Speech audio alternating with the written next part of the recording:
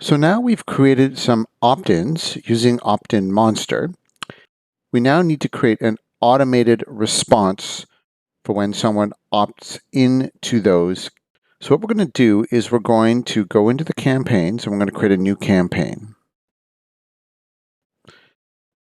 We're going to create an email, but this is going to be an automated email.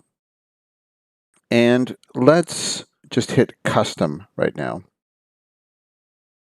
Okay, and we're going to select the same retailers list here. That's the one we're working with. And we are going to hit begin. So let's start with the contest, okay?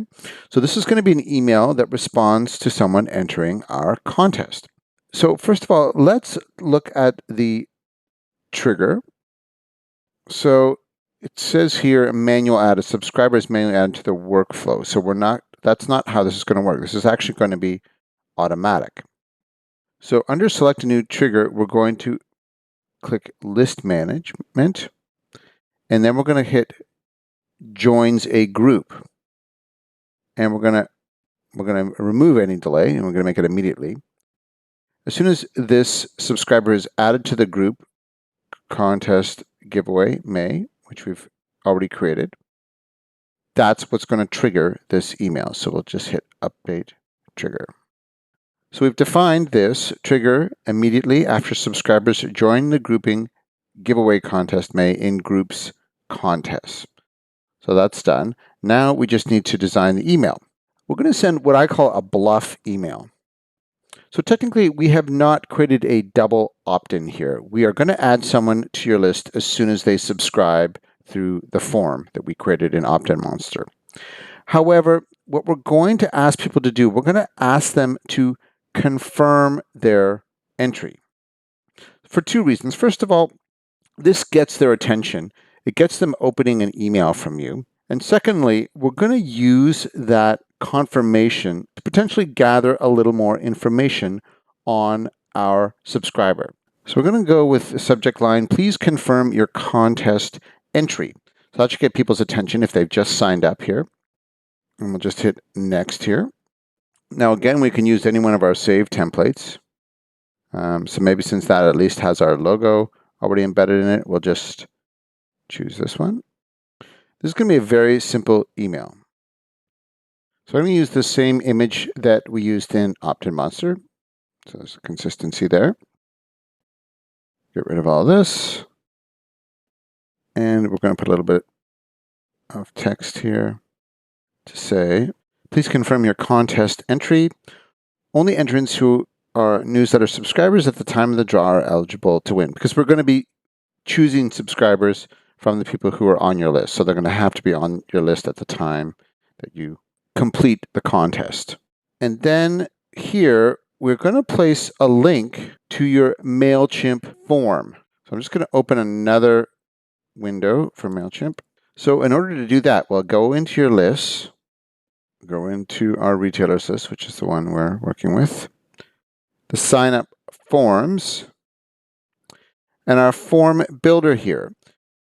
So now we're going to edit our form in a way that will allow us to collect any additional information we might like to gather on someone. So we're going to get rid of all the stuff that we don't care about. So for instance, we may not care about people's address. We'll get that information if and when they purchase something. Okay, so I've hidden all the fields in this form that are not relevant. This is not information we want to collect from people. And frankly, we don't want to make it too onerous. We want to focus on just a few key pieces of information that we might like to gather from people. Like for instance, their first name. That might be useful if you wanted to use merge tags to send them a more personalized email. And there may be other information that you want to collect, like for instance, in our case, we like to segment our audience by interest. So in this case, I want to create just a quick questionnaire to essentially poll our subscribers so that I can get them into groups that allow me to send more segmented emails down the road. So something like, tell us about yourself. Because we want to be conscious of the fact that this is what's actually going to appear on the form. I might put something like, I am a parent of school age kids. So that's something that's relevant to us. Let's add another option. I pack my lunch for work because we sell lunch bags. So they're an adult who might be interested in our adult products. And we'll add one more option. I am a new or expecting parent. So that means they might be interested in our diaper bags. So I'm going to save that field. And now I've created a form. And the other thing I want to change here is I want to change the heading for the form because this is what people are going to see. So we'll write, thanks, you're in. Please help us ensure we're only sending you stuff you like. And let's just make this a little bigger. I'll make this, say, 32, and this 24. And we'll center all this. The other thing you could do here is insert your logo if you wanted. And you can just grab it from here, make it a little bit smaller. Let's make it 300 wide. So it's going to be above the copy here. It doesn't look that great because of the background colors here. We can change the background color to white. And so now we are done. But there's one more detail I want to make clear here. So you're actually going to be sending people to a version of your form that is, in fact, your update profile form. So it's pulling all of the same information from your main form, but this is actually where you update your preferences. And I'll show you how to make that distinction in just a moment. So let's go back to our automation here. All we need to do is right here, click here to confirm.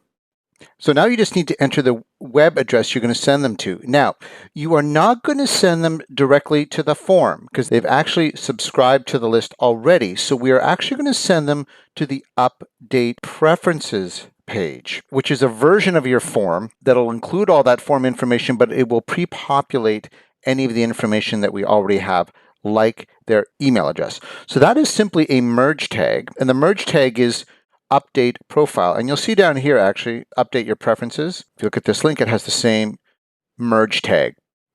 So that will send them to an update profile page, which is a version of your form that is already pre-populated with any information that they've already submitted to you. So that is our email. So we're just going to hit save and continue. And that'll bring us back to this page where we're looking at the workflow as a whole, and we'll just hit next, and then we will hit start workflow and confirm. So that's now running. So let's test this out. So we're going to go back into Opt-in Monster, and the one thing we haven't done is we haven't actually turned this on. So we're going to turn on this offer. We're going to turn on this offer. Sometimes the status takes a second to update here. I'll just refresh the page. There it is. Okay. So let's go to this website now. We've seen the pop-up now here on the site. Sign up for that. Thanks for entering. Please check your email for further instructions. Now, the one problem with MailChimp is that even if you indicate you want your email to be sent immediately, it may not happen instantaneously.